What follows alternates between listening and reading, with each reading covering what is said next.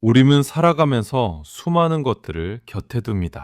손에 잡히는 물건부터 시작해서 마음속에 품은 생각과 사람에 대한 감정까지 참으로 많은 것들을 내 것이라고 부르며 살아갑니다. 하지만 이상하게도 내 것이 많아질수록 우리의 마음은 풍요로워지기보다 오히려 더 무겁고 복잡해질 때가 많습니다. 오늘 우리가 함께 나눌 이야기는 한국의 대표적인 수행자였던 법정 스님이 남긴 무소유의 지혜, 그 중에서도 난초와 얽힌 아주 특별한 깨달음에 대한 이야기입니다. 법정 스님은 강원도 산골 오두막에서 홀로 수행하며 간소한 삶을 실천하셨던 분입니다. 그런 스님에게도 한때 마음을 온통 빼앗아 버린 존재가 있었습니다.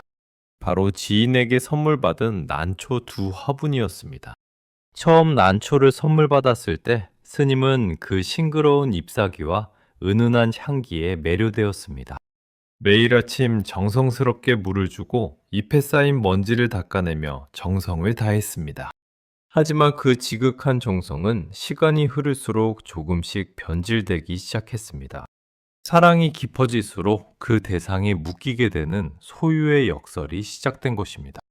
어느 날 스님은 길을 떠나 멀리 출타하게 되었습니다.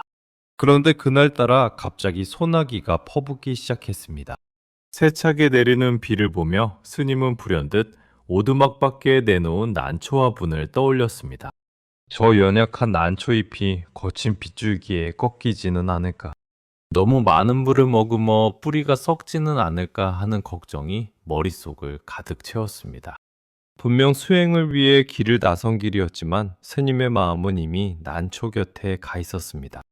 비를 피하며 걱정에 휩싸인 그 순간 스님은 문득 깨달았습니다. 내가 난초를 소유한 것이 아니라 난초가 나를 소유하고 있구나 하는 사실을 말입니다.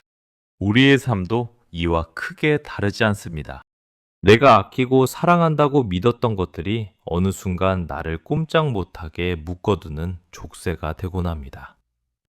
좋은 차와 넓은 집, 그리고 남들이 부러워할 만한 사회적 지위나 물건들까지 우리는 그것들을 소유함으로써 행복해질 것이라 믿지만 실상은 그것들을 지키고 관리하기 위해 평생을 노심초사하며 살아갑니다. 마치 난초를 걱정하느라 빗속에서 발을 동동 굴렀던 스님의 모습처럼 말입니다. 무소유라는 것은 아무것도 갖지 않는다는 의미가 아닙니다.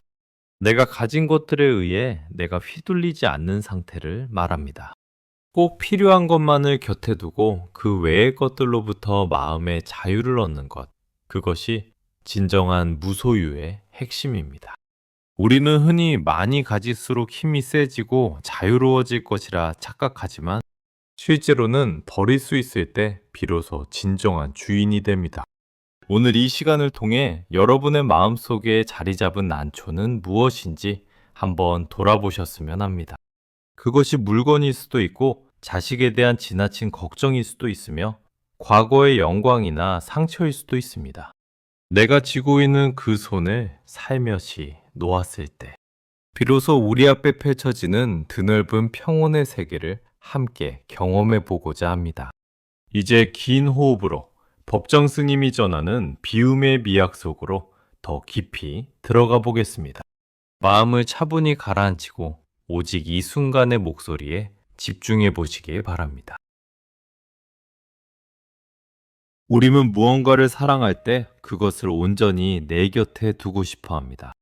법정 스님이 난초를 선물 받았을 때의 마음도 그러했을 것입니다. 처음에는 그저 바라보는 것만으로도 충분한 기쁨이었습니다. 난초의 잎이 뻗어나가는 곡선의 아름다움과 방안을 은은하게 채우는 그 고결한 향기는 수행자의 고단한 일상에 작은 위안이 되었습니다. 하지만 문제는 그 기쁨이 소유욕과 결합하면서 시작되었습니다. 사랑이라는 이름으로 시작된 관심은 어느덧 집착이라는 무거운 짐으로 변해갔습니다. 스님은 난초가 조금이라도 시들까봐 노심초사했습니다. 볕이 너무 강하면 그늘로 옮겨주고 바람이 차가우면 문을 닫아 걸었습니다. 난초를 잘 키우기 위해 관련 서적을 뒤적이고 남들이 좋다는 비료를 구하러 다니기도 했습니다. 난초를 극진히 보살피는 행위 자체는 잘못된 것이 아니었으나 스님의 마음 중심에는 어느덧 평화로운 명상 대신 난초에 대한 걱정이 자리를 잡게 되었습니다. 이것은 비단 스님만의 이야기가 아닙니다. 우리의 일상을 돌아보십시오. 우리는 자신이 아끼는 물건이나 사람에 대해 얼마나 많은 에너지를 쏟고 있습니까? 새로 산 가전제품에 작은 흠집이라도 날까봐 전전긍긍하고 남들에게 보여주기 위해 산 비싼 옷이 혹시 오염되지는 않을까 마음 졸입니다. 심지어는 내가 사랑하는 사람조차 내 뜻대로 움직여주기를 바라는 마음으로 구속하려 듭니다. 애정이라는 이름의 포장지를 벗겨내면 그 안에는 내가 그것을 통제하고 소유하고 싶다는 강한 욕망이 숨어 있습니다. 집착은 대상을 있는 그대로 보지 못하게 만듭니다. 난초를 있는 그대로의 생명으로 바라볼 때는 그저 존재하는 것만으로도 감사하지만 소유물로 여기기 시작하면 그때부터는 관리의 대상이자 걱정의 근원이 됩니다. 내가 그것을 위해 존재하는 것인지 그것이 나를 위해 존재하는 것인지 주객이 전도되는 순간입니다.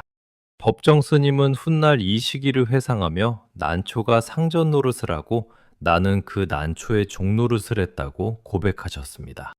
우리가 무언가에 집착할 때 우리 마음의 공간은 급격히 좁아집니다. 그 물건 하나, 그 생각 하나가 마음 전체를 차지해버리기 때문입니다. 방 안에 가구들이 너무 많으면 사람이 쉴 공간이 없듯이 마음속에 소유하고 싶은 것들이 가득 차면 진정한 나를 만날 공간이 사라집니다. 아름다움이라는 덫에 걸려 우리는 스스로 마음의 감옥을 짓고 그 안에 갇혀버리는 셈입니다. 난초의 푸른 잎을 보며 행복을 느끼는 대신 난초가 잘못될까봐 불안을 느낀다면 그것은 이미 사랑이 아니라 병적인 집착입니다. 이처럼 집착은 가장 아름다운 것을 가장 괴로운 것으로 바꾸어 놓는 마력을 지니고 있습니다. 내가 쥐고 있는 것이 나를 행복하게 하는지 아니면 나를 옥죄고 있는지 냉정하게 살펴야 할 때입니다. 진정한 애정은 소유하지 않는 것입니다. 꽃이 아름다우면 그 자리에 두고 감상하면 될 일이지 그것을 꺾어 내 화병에 꽂으려 하는 순간 꽃의 생명력은 시들기 시작합니다. 우리가 가진 모든 것들도 마찬가지입니다. 그것들이 내 곁을 스쳐 지나가는 인연임을 인정할 때 우리는 비로소 집착의 덫에서 발을 뺄 수 있습니다. 스님은 난초를 향한 지나친 관심이 결국 자신의 수행을 방해하고 내면의 질서를 어지럽히고 있음을 직시하기 시작했습니다. 소유는 우리에게 일시적인 만족감을 줄지 모르나 그 만족감의 이면에는 반드시 상실에 대한 공포가 도사리고 있습니다. 가졌기 때문에 잃을까봐 두려운 것입니다. 아무것도 가진 것이 없는 사람은 잃을 것도 없기에 당당하고 평온합니다. 법정 스님이 난초를 통해 본 것은 단순한 식물 기르기의 어려움이 아니었습니다. 인간이 무언가를 내 것으로 만드는 순간 얼마나 많은 자유를 반납해야 하는가에 대한 뼈아픈 성찰이었습니다.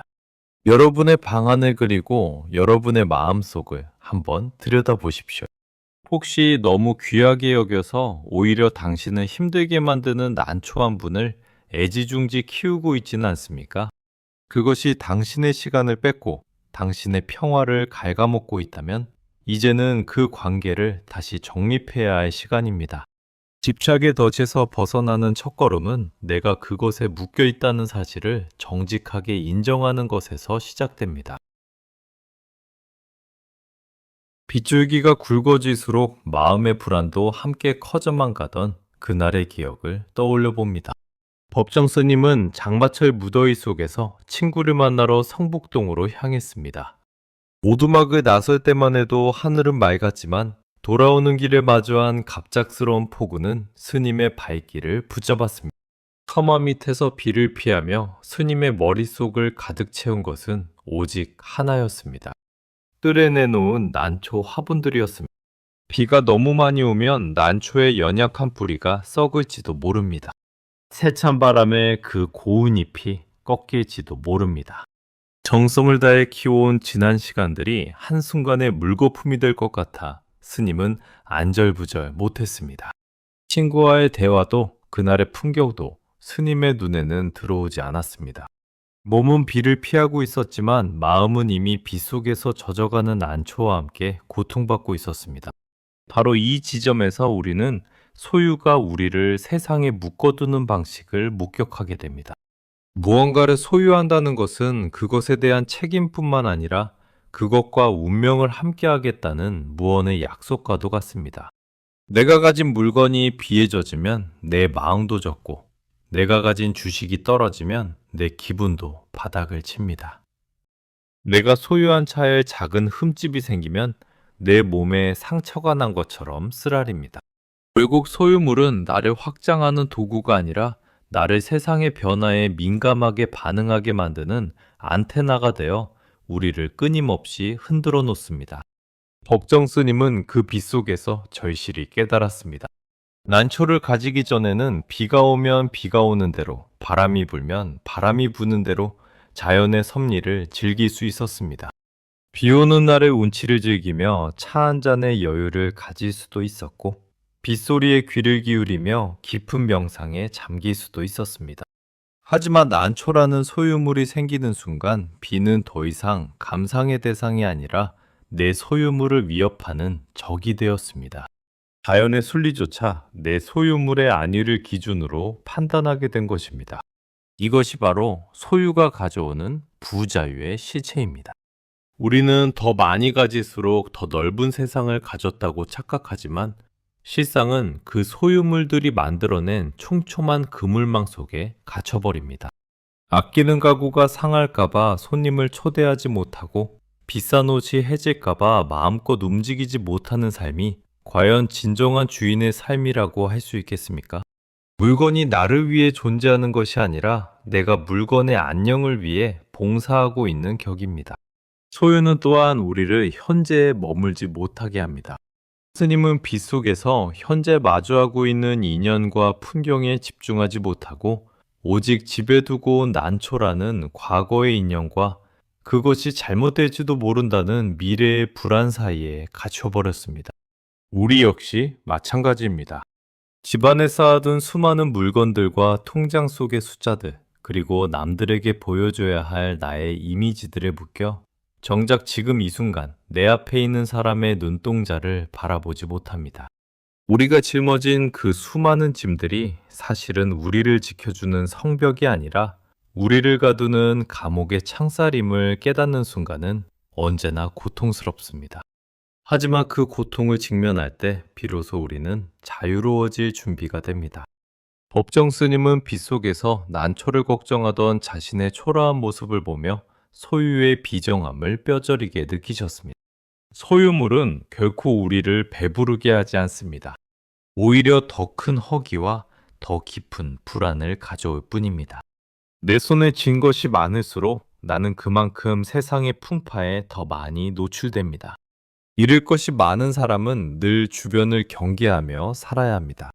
문을 걸어 잠그고 벽을 높이 쌓으며 스스로를 고립시킵니다. 하지만 비움을 선택한 사람은 거친 비바람 속에서도 당당하게 걸어나갈 수 있습니다. 젖을 옷이 없고 잃어버릴 물건이 없기에 비조차 축복으로 받아들일 수 있는 것입니다. 지금 여러분을 빛 속에서 발을 동동 구르게 만드는 그 난초는 무엇입니까? 여러분의 발목을 잡고 세상을 마음껏 누비지 못하게 만드는 그 무거운 짐은 무엇입니까? 그것을 잠시 내려놓는다고 해서 여러분의 삶이 무너지지는 않습니다. 오히려 그 짐을 내려놓는 순간 여러분은 그동안 보지 못했던 드넓은 하늘과 자유로운 바람을 다시 만나게 될 것입니다. 법정 스님이 그날 빛 속에서 마주한 깨달음은 바로 우리 모두를 향한 자유의 초대장이기도 합니다. 빛 속에서 큰 깨달음을 얻은 법정 스님은 오두막으로 돌아오자마자 결단을 내렸습니다. 정성껏 길러왔던 그 난초들을 다른 사람에게 나누어 주기로 한 것입니다. 누군가는 아까워서 어떻게 그 아끼던 것을 남에게 주느냐고 물을지도 모릅니다. 하지만 스님은 난초를 내보내는 순간 그동안 느껴보지 못한 기이한 해방감을 맛보았습니다. 그토록 무겁게 마음을 짓누르던 걱정과 불안이 난초가 문 밖을 나서는 순간 함께 사라졌기 때문입니다. 이것이 바로 크게 버리는 자가 크게 얻는다는 비움의 역설입니다. 우리는 흔히 무언가를 내 손에서 놓으면 그것을 잃어버리는 것이라고 생각합니다. 하지만 스님은 난초를 버림으로써 난초에 묶여있던 자기 자신을 되찾았습니다. 잃은 것은 화분 2개뿐이었지만 얻은 것은 세상을 온통 다 가져도 바꿀 수 없는 마음의 평화였습니다. 난초를 치우고 나니 방 안에는 비로소 텅 빈 공간이 생겼고 그 공간은 맑은 바람과 고요한 침묵으로 가득 찼습니다. 크게 버린다는 것은 단순히 물건을 내다버리는 행위만을 의미하지 않습니다. 그것은 내 마음속의 지배권을 다시 찾아오는 일입니다. 물건이 나를 부리던 상태에서 내가 다시 내 마음의 주인이 되는 결단입니다. 우리는 채움으로써 행복해지려 하지만 사실 인간의 영혼은 비워졌을 때 가장 맑게 빛납니다. 그릇이 비어 있어야 무엇이든 담을 수 있듯이 우리 마음도 비워져 있어야만 진정한 지혜와 사랑이 깃들 수 있습니다.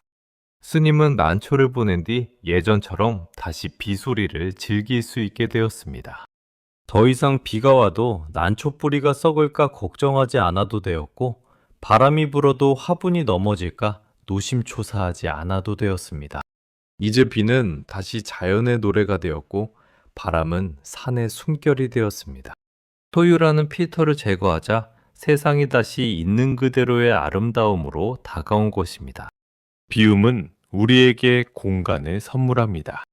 그 공간은 여유이며 관조이고 자유입니다. 우리는 너무 많은 것으로 자신을 에워싸고 있어서 정작 내가 누구인지 돌아볼 틈조차 없습니다. 마치 빽빽한 숲속에서는 나무의 전체 모습을 볼 수 없는 것과 같습니다. 적당한 거리가 필요하고 텅 빈 벌판이 필요합니다. 물건을 하나 버릴 때마다 우리는 그만큼의 마음 공간을 확보하게 됩니다. 그리고 그 빈자리에는 타인을 향한 자비와 자신을 향한 성찰이 들어차게 됩니다.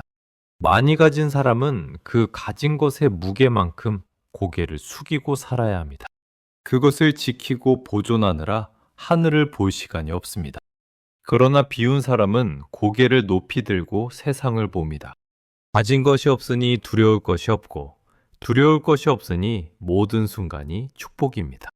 법정 스님은 무소유란 단순히 아무것도 갖지 않는 것이 아니라 불필요한 것을 갖지 않는 것이라고 말씀하셨습니다. 우리 삶에서 정말로 필요한 것은 그리 많지 않습니다. 우리가 불행한 이유는 꼭 필요한 것이 없어서가 아니라 불필요한 것들을 너무 많이 껴안고 있기 때문입니다. 버리고 나서야 비로소 보이는 것들이 있습니다. 맑은 옷장을 정리하고 나면 방이 넓어 보이는 것처럼 우리 마음의 지착을 정리하고 나면 삶의 본질이 선명하게 보입니다. 내가 왜 그토록 그것에 매달렸는지, 왜 그것 없이는 살 수 없다고 믿었는지 스스로가 우습게 느껴질 때도 있습니다. 그런 웃음 뒤에 찾아오는 평온함이야말로 비움이 주는 가장 큰 선물입니다. 여러분도 오늘 여러분의 방 한 구석 혹은 마음 한 구석을 차지하고 있는 불필요한 난초들을 한번 찾아보십시오.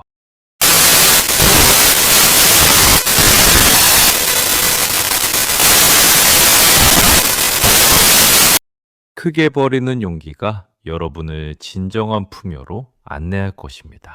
텅 빈 손이기에 비로소 온 세상을 껴안을 수 있다는 사실을 잊지 마십시오. 법정 스님이 난초를 통해 얻은 깨달음은 비단 사물에만 국한되지 않습니다. 우리의 삶에서 가장 큰 무게를 차지하고 때로는 가장 깊은 상처를 주는 대상은 바로 사람입니다. 물건에 대한 집착이 마음을 무겁게 한다면 사람에 대한 소유욕은 우리 영혼을 송두리째 흔들어 놓기도 합니다. 우리는 흔히 사랑한다는 이유로 상대방을 내 곁에 묶어두려 하고 내 뜻대로 움직여주기를 기대하며 상대의 일거수일투족을 소유하려 듭니다. 인간관계에서의 무소유란 사람을 만나지 말라는 뜻이 아닙니다. 상대를 내 소유물처럼 여기지 않고 독립된 인격체로 존중하며 적절한 거리를 두는 지혜를 말합니다. 법정 스님은 인연에 대해 말씀하시기를 함부로 인연을 맺지 말고 맺어진 인연에는 최선을 다하되 그 결과에 연연하지 말라고 하셨습니다. 우리가 누군가로 인해 괴로운 이유는 그 사람 자체 때문이라기보다 그 사람을 내가 원하는 틀에 가두어 소유하려는 마음 때문인 경우가 많습니다. 부모와 자식 사이를 한번 떠올려 보십시오. 많은 부모가 자식을 자신의 분신이자 소유물로 착각하곤 합니다. 자식이 내가 원하는 길로 가기를 바라고 내가 이루지 못한 꿈을 대신 이뤄주기를 기대합니다.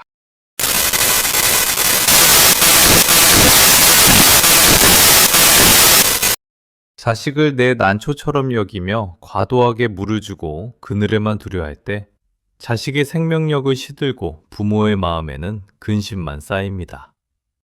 자식을 소유하려는 마음을 내려놓고 한 명의 당당한 인간으로 바라봐 줄 때 비로소 진정한 사랑의 대화가 시작됩니다. 연인이나 친구 사이도 마찬가지입니다. 사랑이 깊어질수록 우리는 상대의 시간을 소유하고 싶어 하고 상대의 관심이 오직 나에게만 쏟아지기를 갈구합니다. 하지만 진정한 사랑은 상대를 구속하는 것이 아니라 상대에게 자유를 주는 것입니다. 내가 없어도 그 사람이 행복할 수 있기를 바라는 마음, 그 사람이 자신의 길을 온전히 걸어갈 수 있도록 묵묵히 지켜봐주는 마음이 바로 관계의 무소유입니다.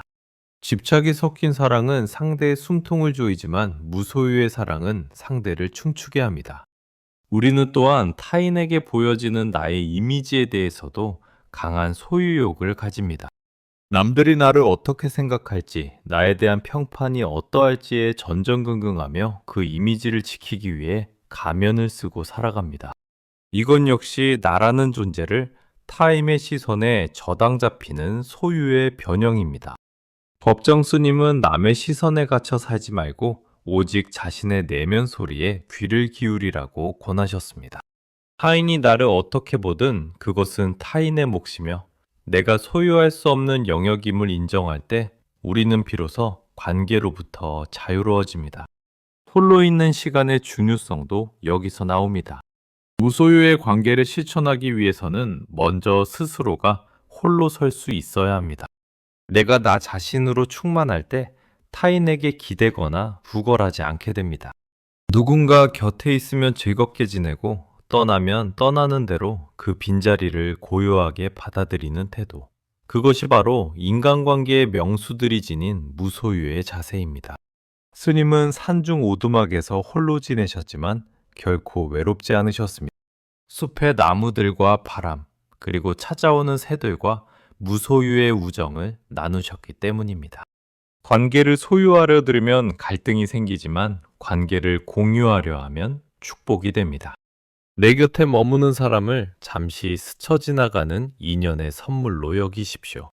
그 사람이 내 곁에 있는 동안 최선을 다해 사랑하고 배려하되 그 사람이 떠나려 할 때는 난초 화분을 내보낼 때처럼 가벼운 마음으로 손을 흔들어 줄 수 있어야 합니다. 내 손을 떠난 난초가 다른 곳에서 더 푸르게 자라기를 빌어주는 마음처럼 타인의 행복을 그 자체로 빌어줄 수 있을 때 우리 마음의 그릇은 한없이 넓어집니다. 지금 여러분의 마음을 아프게 하는 사람이 있습니까? 혹시 그 사람을 내 마음대로 바꾸려 하거나 내 곁에 묶어두려 애쓰고 있지는 않습니까? 그 집착의 끈을 조금만 늦춰보십시오. 상대를 소유하려 했던 욕심을 내려놓고 그저 한 존재로 바라보기 시작할 때 엉켰던 관계의 실타래가 풀리기 시작할 것입니다. 사람 사이의 숲에서도 적당한 거리가 있어야 햇빛이 잘 들고 바람이 통한다는 사실을 기억하시길 바랍니다. 법정 스님이 우리에게 남긴 무소유의 정신은 단순히 철학적인 담론에 머무지 않습니다. 그것은 오늘 지금 이 자리에서 우리가 어떻게 살아가야 하는가에 대한 지극히 현실적이고 구체적인 지침입니다. 스님은 평생을 간소하게 사셨습니다. 그분의 거처에는 낡은 책 몇 권과 찻잔, 그리고 손수 만든 나무 의자 정도가 전부였습니다. 하지만 그 텅 빈 공간은 그 어떤 화려한 궁전보다도 깊은 울림과 풍요로움으로 가득 차 있었습니다. 우리의 일상으로 돌아와 봅시다. 우리는 매일같이 쏟아지는 물건의 홍수 속에서 살아가고 있습니다. 필요해서 사는 것보다 남들이 가지니까 사고 싶어서 사는 것들이 거실과 방 안을 가득 채웁니다. 1년 내내 한 번도 입지 않은 옷들이 옷장에 가득하고 쓰지도 않는 물건들이 서랍마다 쌓여 있습니다. 이것들은 단순히 공간을 차지하는 것에 그치지 않습니다. 물건이 많아질수록 우리의 정신은 산만해지고 에너지는 분산됩니다. 물건을 관리하고 닦고 정리하는데 소중한 인생의 시간을 허비하게 되는 것입니다. 단소한 삶의 시작은 내 주변의 난초들을 정리하는 것부터 시작됩니다.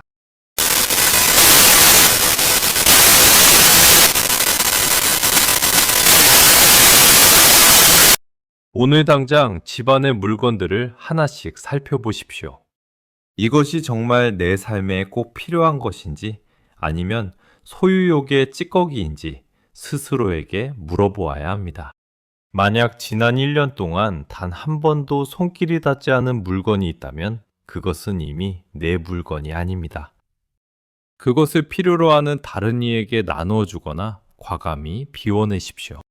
물건이 떠난 자리에 들어오는 것은 허전함이 아니라 맑은 공기와 새로운 생명력입니다. 식사 또한 간소하게 바꾸어 보십시오. 우리는 너무 많이 먹어서 병이 드는 시대에 살고 있습니다.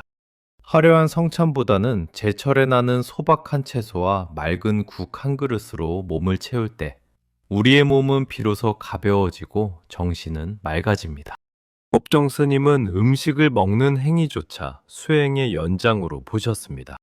한 톨에 쌀알에 깃든 우주의 공력을 생각하며 감사히 먹되 과한 욕심을 부리지 않는 것, 그것이 몸을 소중히 여기는 무소유의 실천입니다. 말과 생각의 무소유도 중요합니다. 우리는 하루 동안 얼마나 많은 불필요한 말들을 쏟아내고 있습니까? 남을 비난하는 말, 자기를 과시하는 말, 그리고 아무 의미 없는 잡담들로 소중한 침묵의 시간을 오염시키곤 합니다. 말을 줄이면 생각이 깊어지고 생각이 깊어지면 삶의 본질이 보입니다. 내 뱉는 말 한마디가 누군가에게 상처를 주지는 않는지 혹은 내 허영심을 채우기 위한 도구는 아닌지 살펴야 합니다. 침묵은 가장 위대한 대화이며 비워진 언어는 가장 강력한 울림을 가집니다. 또한 우리가 매달리는 디지털 세상에서의 비움도 절실합니다. 스마트폰 속의 수많은 정보와 타인의 삶을 엿보는 행위는 우리를 끊임없이 남과 비교하게 만들고 결핍감을 느끼게 합니다. 하루에 단 1시간이라도 기기를 내려놓고 오롯이 자신만의 시간을 가져보십시오. 창밖의 나무를 바라보고 바람의 소리를 들으며 내면의 풍경을 응시하는 시간이야말로 현대판 무소유의 실천입니다. 간소한 삶은 궁상맞은 삶이 아닙니다. 오히려 삶의 정수를 추구하는 가장 화려한 방식입니다. 곁가지를 모두 쳐내고 오직 줄기만을 남긴 나무가 겨울을 이겨내고 새봄에 찬란한 꽃을 피우듯이 우리 삶도 불필요한 것들을 덜어낼 때 비로소 나라는 존재의 본질이 선명하게 드러납니다. 여러분 주변을 둘러보십시오. 오늘 당장 비울 수 있는 작은 것 하나는 무엇입니까? 그 하나를 비움으로써 여러분의 삶에 어떤 변화가 시작되는지 찬찬히 살펴보시길 바랍니다. 소유를 줄이면 존재가 커집니다.